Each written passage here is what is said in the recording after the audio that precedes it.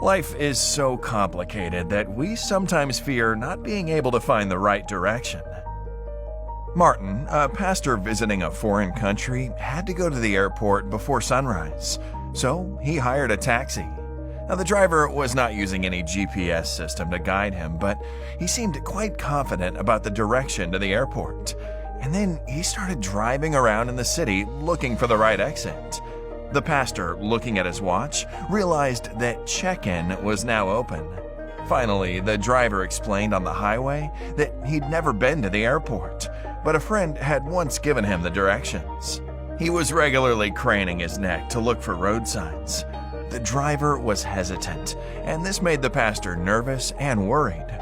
After driving for 30 minutes, the supposed duration of the trip, he stopped the car on a narrow stretch in the middle of nowhere. The confused driver made several phone calls, and time was running out. Check-in was now closed, and the pastor was stuck with a driver who still did not know the direction to the airport. That doesn't have to be so for our life's journey. Humanity was created with a manual to journey through the maze of life. In the beginning, the Lord provided clear instructions to our first parents.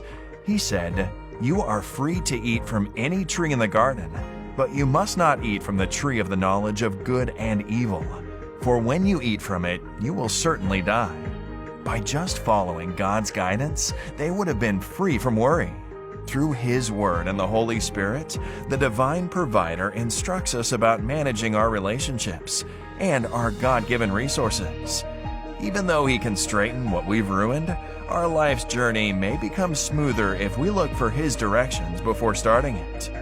Those who follow His instructions are on track to reach their goals and the final destination. As you worship God with your tithe and promise, invite Him to lead you in your life decisions and the management of your resources. May we put our desires last and God first.